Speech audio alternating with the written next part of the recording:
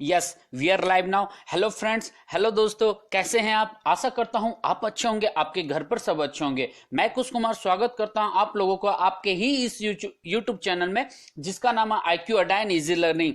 आज मैं NCERT geography class 9 का, याद रखिएगा, एनसीईआरटी ज्योग्राफी क्लास 9 का MCQ लेकर आया हूं, जिसका आज ये पार्ट 1 है, मतलब ये पहला वीडियो है। ज्योग्राफी क्लास 9 का चैप्टर का नाम है इंडिया साइज एंड लोकेशन। ठीक है, इसके पहले मैंने हिस्ट्री और सिविक्स के मैं क्लासेस चला रहा हूं, क्लास 9 10 मिलाकर एनसीईआरटी के MCQ चलाता रहा हूं, पार्ट बाय पार्ट में बना रहा हूं। आज मैं ज्योग्राफी का स्टार्ट कर रहा हूं क्योंकि लोगों का मांग था। ठीक है, वीडियो को पूरा देखिएगा, बीच में स्किप मत करिए, क्योंकि मैं बीच बीच में हर एक क्वेश्चंस पर मेन कंटेंट बताता जाता हूं। मैं जितना भी क्वेश्चंस लाता हूं, एक क्वेश्चन के बदले वो 3 क्वेश्चन बन के खड़ा होते हैं, जो भी मैं कंटेंट बनाता हूं। ठीक है, वीडियो पूरा देखिएगा, अंत तक देखिएगा।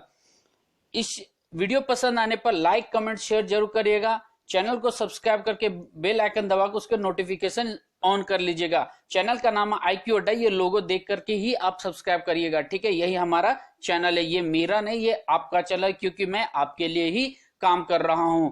चलिए तो आज का सेशन स्टार्ट करते हैं। तो सेशन है आज NCERT geography class 9 MCQ part 1, जिसका चैप्टर का नाम है इंडिया साइज एंड लोकेशन। तो चलिए लेट्स स्टार्ट।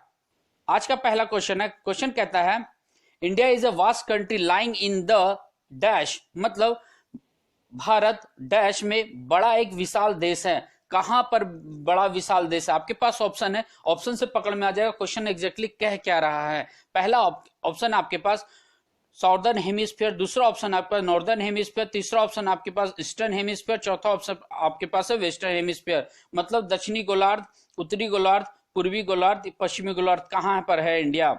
देखिए, इसका ऑप्शन होगा दूसरा नॉर्दर्न हेमिस्फीयर, मतलब उत्तरी गोलार्ध। ये मैं बताता जाऊंगा कि एनसीईआरटी पेज मैंने कहां से लिया। ये मैंने पेज नंबर 1 से ही लिया है, और जो चैप्टर स्टार्ट होने का पहला पेज ही है।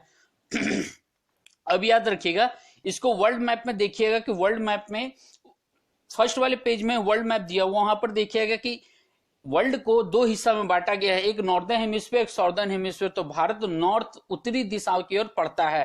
ठीक है, वर्ल्ड मैप ध्यान से देखिएगा। नेक्स्ट क्वेश्चन चलते हैं। क्वेश्चन नंबर 2 कहता है the mainland of India extend between latitudes 8 degree 4 minute north and 37 degree 6 minute north and longitudinal 68 degree 7 minute east and dash east. ये इस टाइप के क्वेश्चंस हमेशा पूछे जाते हैं, अच्छे अच्छे एग्जाम्स में पूछे जाते हैं, और हर बार पूछे जाते हैं। किसी भी कॉम्पिटिटिव एग्जाम हो, वो टीचिंग का हो या पब्लिक सर्विस कमीशन को या SSC या रेलवे हो। ठीक है, तो आपके पास ऑप्शन दिया था, आपके पास 4 ऑप्शन इस क्वेश्चन का, मतलब मैं हिंदी में बता देता हूं। भारत की मुख्य भूमि अक्षांश 8 डिग्री 4 मिनट उत्तर और 37 डिग्री 6 मिनट उत्तर और देशांतर 68 डिग्री 7 मिनट पूर्व और डैश पूर्व में फैली हुई है। ठीक है, तो आपके पास ऑप्शन है, ऑप्शन ए कहता है 96 डिग्री 25 मिनट ईस्ट सॉरी, दूसरा ऑप्शन है 95 डिग्री 25 मिनट ईस्ट, तीसरा ऑप्शन है 97 डिग्री 25 मिनट ईस्ट और चौथा ऑप्शन है 98 डिग्री 25 मिनट ईस्ट। देखिए, इसका आंसर होगा ऑप्शन सी। ये भी मैंने पेज नंबर 1 से ही लिया है। लोकेशन देखिएगा, यदि आपको ये लोकेशन वर्ल्ड मैप में नहीं मिलेगा तो आप पेज नंबर जाकर के 4 या 5 में 2-3 टाइप की इमेज मैप दिया हुआ है इंडिया का, तो वहां पर आप लोकेशन वहां पर आप खोज सकते हैं। आई थिंक ये 4 या 5 पेज नंबर पर है। ठीक है, तो लॉन्गिट्यूड का अपने 68 डिग्री 7 मिनट ईस्ट और 97 डिग्री 25 मिनट ईस्ट में है। ठीक है, अगला क्वेश्चन चलते हैं। क्वेश्चन नंबर 3 कहता है the south east of the mainland of India lies dash in the bay of Bengal, मतलब भारत की मुख्य भूमि दक्षिण पूर्व की बंगाल की खाड़ी में डैश स्थित है, मतलब दक्षिण पूर्व साउथ ईस्ट के बे ऑफ बंगाल में क्या स्थित है? आपके पास 4 ऑप्शन है। पहला ऑप्शन कहता है अंडमान निकोबार आइलैंड, दूसरा ऑप्शन है लक्षद्वीप आइलैंड, तीसरा ऑप्शन है बोथ A and B, चौथा ऑप्शन है नन ऑफ द अबव। आप याद रखिएगा, क्वेश्चंस को सॉल्व करते टाइम एलिमिनेशन मेथड जरूर अप्लाई करिएगा। तो सबसे पहली बात तो ऑप्शन डी नहीं जाएगा, कैंसिल हो रहा, ऑप्शन सी भी नहीं जाएगा, आपने चैप्टर पढ़ा होगा। ठीक है, ये क्वेश्चन मैं हिंदी और इंग्लिश दोनों में लाता हूं, इसे कोई भी देख सकते हैं, जिनका भाषा हिंदी और जिनका भाषा इंग्लिश हो कोई भी देख सकते हैं, स्कूल के स्टूडेंट से लेकर के कॉम्पिटिटिव एग्जाम के स्टूडेंट भी इसे देख सकते हैं। तो इसका आंसर क्या होगा? देखिए इसका आंसर होगा ए, अंडमान एंड निकोबार। देखिए याद रखिएगा, साउथ तरफ है तो वहां तक ठीक है, लेकिन ये ईस्ट में पूछा तो ईस्ट में अंडमान निकोबार है, जो बे ऑफ बंगाल, बंगाल की खाड़ी पर पड़ता है। लेकिन वही हम यदि वेस्ट तरफ चले जाएं तो साउथ में हमारा पड़ता है अरेबियन सी, और वहां पर हमारा पड़ता है लक्षद्वीप। ठीक है, लक्षद्वीप आइलैंड। तो ये गलत मत करिएगा। नेक्स्ट क्वेश्चन चलते हैं, क्वेश्चन नंबर 4 कहता है ये भी अच्छा क्वेश्चन है। The total area of India is approximately what percent of total geographical area of the world, मतलब विश्व में भारत का भौगोलिक क्षेत्र से कितने प्रतिशत हिस्से में है। ठीक है, तो आपके पास 4 ऑप्शन है। पहला ऑप्शन देता है 5.5%, 4.3%, 2.2% और 2.4%। इसका आंसर क्या होगा? देखिए इसका आंसर होगा ऑप्शन डी, 2.4%, मतलब 2.4%। ये मैंने पेज नंबर 1 या 2 से लिया, मैं कंफर्मली याद नहीं कर रहा हूं, एनसीईआरटी बुक से मैंने लिया है ऐसा क्वेश्चन। पेज नंबर 1 या 2 आप देख लीजिएगा। ठीक है, ये गलती मत करिएगा, 5.5 होगा नहीं, 4.3 होगा नहीं, 2.2 होगा ही नहीं। ठीक है, आप ध्यान से पढ़िएगा, चैप्टर क्लियर हो जाएगा सब। आगे चलते, क्वेश्चन नंबर 5 कहता है which country has 7th largest area in the world, मतलब विश्व में 7वां क्षेत्र के हिसाब से कौन सा सबसे बड़ा देश है। आपके पास 4 ऑप्शन है। पहला ऑप्शन है चाइना, दूसरा ऑप्शन है इंडिया, तीसरा ऑप्शन है रशिया और अंतिम option last option D, Australia. तो इसका आंसर क्या होगा? यस, इसका भी आंसर इंडिया ही होगा, ऑप्शन बी। ये भी मैंने पेज नंबर 2 से ही लिया है, लेकिन याद रखिएगा पेज नंबर 2 या 3 में एक ग्राफ बनाकर दिया हुआ है कि टॉप 7 कंट्री कौन कौन से है। तो ये टॉप 7 कंट्री कौन कौन से है तो मैं बता देता हूं आपको, बड़ा से छोटा की ओर। ठीक है, 1 2 3 तक 7 तक मैं बताता हूं। तो सबसे पहला कंट्री आता है बड़ा में रशिया, फिर आता है कनाडा, तीसरा में आता है अमेरिका, चौथा में चाइना, पांचवा में ब्राजील आता है, छठा में ऑस्ट्रेलिया आता है और 7वां में भारत का स्थान आता है। ठीक है, नेक्स्ट क्वेश्चन चलते हैं। क्वेश्चन नंबर 6 कहता है which channel separate Sri Lanka from India, मतलब भारत को श्रीलंका से या श्रीलंका को भारत से, ठीक है, कौन सा जल डमरू अलग करता है। तो आपके पास 4 ऑप्शन है। पहला ऑप्शन कहता है मलक्का स्ट्रेट, दूसरा से पाक स्ट्रेट, तीसरा सुदान स्ट्रेट और चौथा ऑप्शन आपका मेसिना स्ट्रेट, मतलब पाक जल डमरू, मलक्का जल डमरू, पाक जल डमरू, सुडान जल डमरू और मेसिना जल डमरू, कौन इसे अलग करता है श्रीलंका को भारत से। देखिए इसका आंसर होगा ऑप्शन बी, पाक स्ट्रेट। ठीक है, ये मैंने कहां से लिया था, शायद ये मैंने पेज नंबर 5 से लिया है। ठीक है, मैं कंफर्म याद नहीं, बट पेज नंबर 5 जरूर देखिएगा, मैप में आपको दिखा दिया गया है आई थिंक। ठीक है, ये गलत मत कर, मलको कहीं और का है। ठीक है, याद रखिएगा। आगे चलते हैं, क्वेश्चन नंबर 7 कहता है एक और चीज मैं बता देता हूं, पाक स्ट्रेट तो अलग करता ही है इसको, याद रखिएगा। गल्फ ऑफ मन्नार एक है, गल्फ और मन्नार, वो भी इसे अलग करता है, ऑप्शन में दिया जा सकता है, तो आप ध्यान से पढ़िएगा।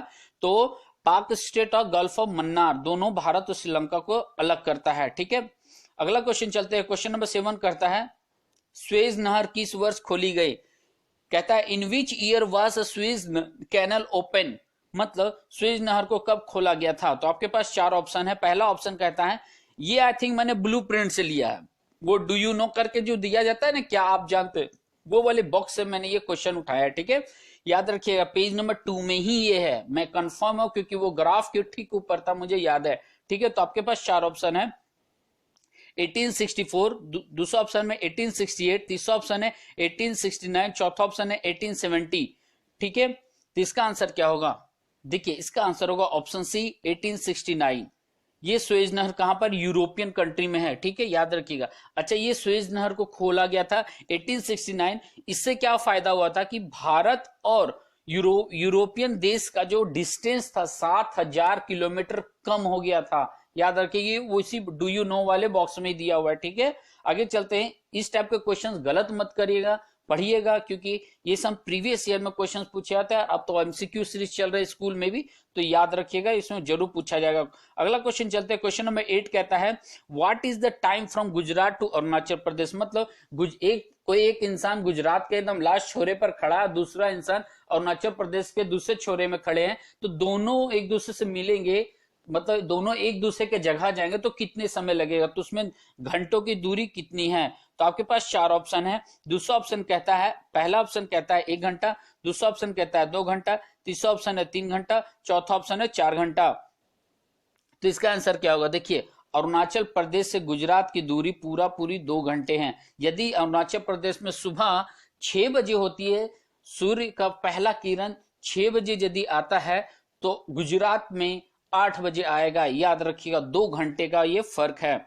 ठीक है, अगला क्वेश्चन, इससे रिलेटेड और भी क्वेश्चन मैं बनाया हूं। अच्छा, ये मैंने पेज नंबर कहां से लिया है याद नहीं आ रहा है, ठीक है, मैं बता दूंगा यदि याद आता है अभी तो। ठीक है, अगला क्वेश्चन चलते हैं। क्वेश्चन नंबर 9 कहता है the standard meridian of India passing through which place is consider as the standard time for entire country. मतलब किस जगह से गुजरने वाले भारत के मानक मेरिडियन को पूरे देश के लिए मानक समय के रूप में माना जाता है। तो आपके पास 4 ऑप्शन है।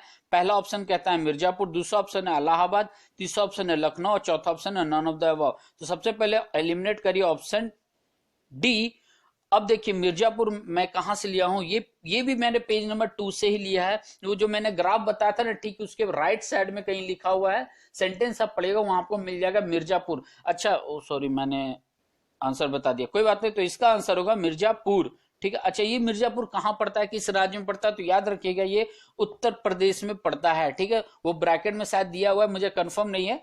उत्तर प्रदेश में मिर्जापुर, तो ये मिर्जापुर उत्तर प्रदेश से ये हमारा स्टैंडर्ड मेरिडियन टाइम माना गया है और पूरे इंडिया के लिए माना गया, भले वो 2 घंटे का अंतर क्यों ना हो। ठीक है, अगला क्वेश्चन चलते हैं। क्वेश्चन नंबर 10 कहता है, हाँ क्वेश्चन नंबर 8 मैंने पेज नंबर 2 से ही लिया था। यस, मैं पेज नंबर 1 और 2 से ज्यादा क्वेश्चन उठा रहा हूं क्योंकि शुरुआत में बहुत सारे कंटेंट मिल गए तो मुझे। ठीक है, नेक्स्ट क्वेश्चन चलते हैं। क्वेश्चन नंबर 10 कहता है which of the following state does not pass through the tropic of cancer. मतलब कौन सा ऐसा राज्य है जिससे कर्क रेखा नहीं गुजरती है। आपके पास 4 ऑप्शन है। पहला ऑप्शन कहता है राजस्थान, दूसरा ऑप्शन है छत्तीसगढ़, तीसरा ऑप्शन है ओडिशा, चौथा ऑप्शन है त्रिपुरा। ये मैंने एनसीईआरटी के ही क्वेश्चंस को उठाया है मैंने। ठीक है, वहां पर जो चैप्टर के एंड में एमसीक्यू जो दिए रहते हैं उसी से मैंने ये क्वेश्चन लिया है। ठीक है, which of the following state does not pass through the tropic of cancer. Rajasthan, Chhattisgarh, Odisha और त्रिपुरा।